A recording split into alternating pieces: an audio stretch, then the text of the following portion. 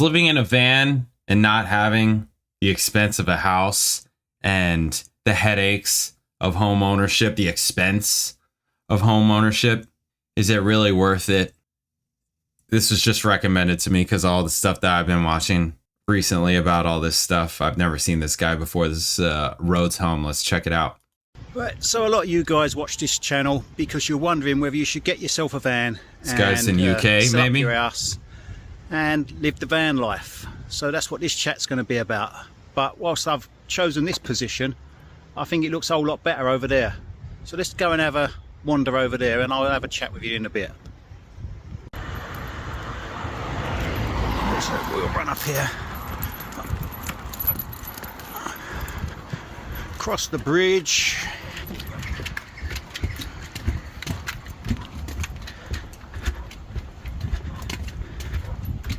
Right, I'm now on this side of the river and that looks a whole lot better, doesn't it? Or does it? Maybe that side is better. Let's go and have another look over there. I see some Right, new back roofs across needed. the bridge. Let's get to the other side. We'll have a chat over this side. So today I thought I'd talk to you guys a little bit about your dreams, because a lot of you guys want to get into van life and you all think having a van, living the van life will make you happy. Now you've all heard the saying, the grass is always greener on the other side. A bit like the big house behind me. A lot of people will aspire to want that, and then once you've got it you realise you've got all the bills that go with it, all the maintenance and all the hassles of keeping it. You've got to go work every day to pay for it. So is what you really want, your dreams, really going to make you happy? Would the big house really make you happy? Or is it more of a canal boat that you'd rather be happier with? A lot of people that get into van life start looking at canal boats. The hell is that and they thing? think, that's it, that's the answer. That's what I want. It I want looks, a canal boat. I mean, now. it's long, but it looks The van ain't tiny. big enough. But then you're going up and down the same Like river. short. You've got two ways to go. That way or that way. I mean, we got like houseboats, I get a lot of people, canal a lot boats. of you guys turn around and say to me, I'd love to give up my house. I'd love to have the freedom that you've got and travel around. But would you really? That's the thing. Yeah, See, most people aren't gonna. Once you're Yeah. in a van, you start to quickly realise you haven't got a lot of space. Of course. You've got maintenance, you've got no address, you've got all the hassles of insurance, MOTs, breakdowns, getting written off. So is it really the greener side of the river? This is why I say if I were to do this, I would want a home base. Like I would want to be stationary somewhere, not just like traveling around. Same thing like if I were to do RV or something like that, I would want to buy a piece of land, have the RV on the land, create like a compound type of deal, multiple RVs or trailers or whatever, you know, stuff like that. I just think that that's better. That's what I think, but It isn't. I mean, nobody grows up or is a kid and they're thinking that when they get older, they want to live in a van or an RV or anything like that. That's not the majority of people. That's not normal. That's not usual, right? What you need is to actually be happy here upstairs in your own mind. Unless you are happy in yourself, and I've said this before on videos, nothing you buy, nothing you obtain for yourself is going to make a difference. You're going to still look at it a couple of weeks later and think, I've now got a pile of shit. And I'll tell you a story a little bit about that. I had a Honda motorbike. I think I paid about 2.5, 3 grand for it. And I rode that bike for about 3 years. I put on about 50,000 miles. But I always aspired to having a nice, fast race bike. And eventually I saved up, I think it was about 10 grand, and I went and bought that race bike. And I took it for a little spin. And I hated riding it. Yeah, it just didn't ride nice like the Honda. But I wanted it so much, I bought it anyway. And I had that bike for about 5 years. Did it make me happy? No. Within about 2 weeks of getting it out the shop, I quickly realised it was a horrible ride. I didn't actually like it as much as I thought, but it just looked nice. And it was just something that in my head I wanted because I aspired to owning it. And I think that is what a lot of people in van life, or want to get into van life, should I say, have going on in their mind, that they're not happy with their life at the moment and believe that something else, something they see that other people are having a good time at. A bit like me, I'm having a great time living the van life, putting up all these videos of nice places. And is that really the case? Those little boats are wild. I've never seen that before. Right, so here's my van, and sometimes I actually look at it and think, yeah, it's a nice van. But then I look at something like this, just a plain old simple van, and I just think that will be a whole lot less hassle. It won't stand out, it doesn't look like a camper van, and maybe owning something like that would be a better option for me. It would certainly be cheaper to maintain, I think, because a lot of the parts on motorhomes are expensive, very expensive, and become hard to get hold of as the motorhome gets older. I've seen lots of people on Facebook asking where they can get bumpers or windows, and that they're just not available anymore because the van has become over a certain number of years old. So that's another consideration that you really got to think about, that if you're buying into an older van, getting the parts for it just might become impossible. Even something as silly as a little bumper. So you spend 10, 20, 30, 40 grand on a camper van or motorhome.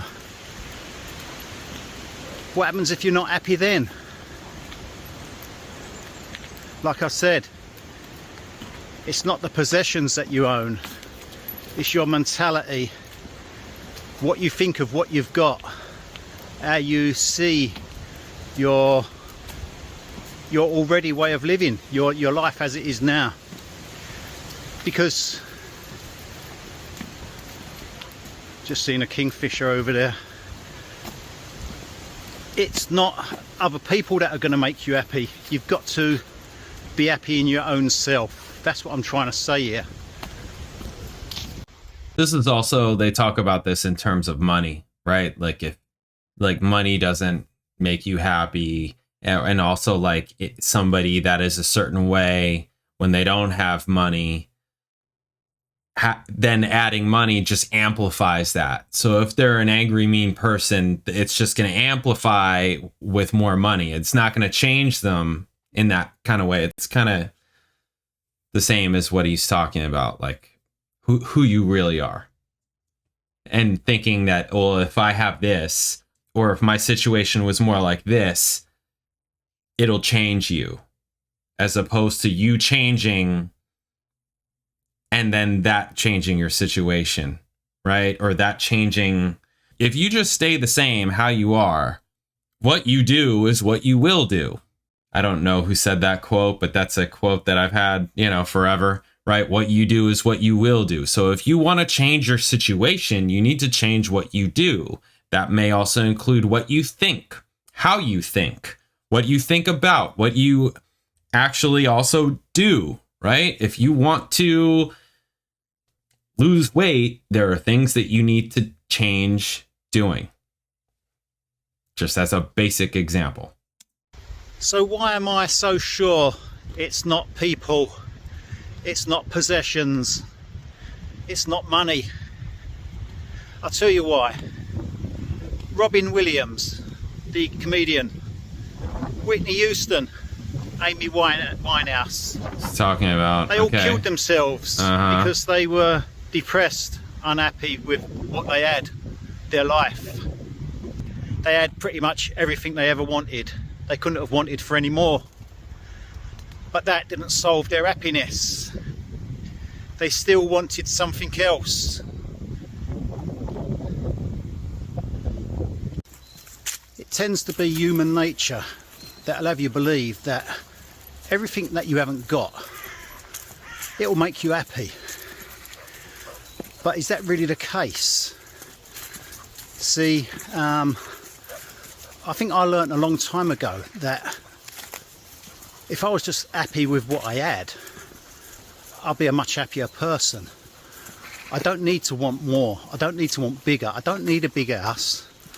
I don't need a garden. I don't need a shed. I just need a space to live in. And if I'm free, can travel around and enjoy my life whilst doing so, all the better. Okay, cool. Yeah, I think that that's all important, right? I think that that's all good, but also I don't think that there's anything wrong with wanting more and working towards more and multiplying, basically. I think that there's absolutely nothing wrong with that. I think that a lot of that is innate in man, for sure. I think balance and perspective is probably the harder parts, right? Balance specifically. That's the harder part. That's the thing that you need to keep in check constantly, because sometimes you get out of balance. Sometimes it's more obvious than others that you're out of balance. I think it really depends. This video wasn't really about van life at all. Was it? Not at all. This was about life and perspective and your mindset and your wants, desires, and choices. It's very easy to get caught up in social media and seeing other people and the optics that they're portraying, that they're putting out there, and getting FOMO off of that, and then beginning to think that you're not good enough or you want more or worse, other things. It's not a good thing, and especially for young people, because they may not know, or they may not see it that way, or they may not know it that way yet, right? And that can lead them to make bad choices, wrong choices, setback, things that are going to set back, choices that are going to set them back. So it's difficult, but yet so simple. And again, I think balance is the key. Having balance within this, knowing when you're more off balance and how to fix and adjust it. These are things that I hope will get better as you age, as you get older, right? As you gain more life experience and wisdom. Although I don't know that I would say that that's accurate for everybody. You'd like to think that that's what happens, but nowadays I don't know that I would say that about everybody. Some people just are too far gone, so to speak, too stuck, that it becomes harder. Again, beliefs. So much of this is about beliefs and what you have faith in, and that could be anything. I'm not specifically talking about religion or God or any of that type of faith.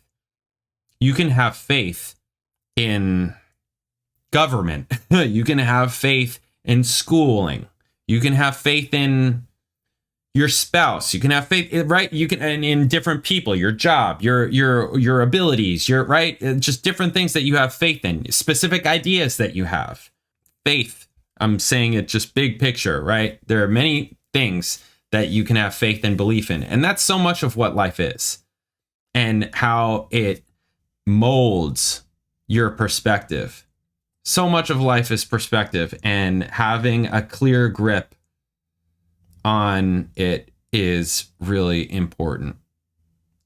Whether or not you're a well-adjusted, mentally healthy person or whatever you want to say about how that means, it's really important.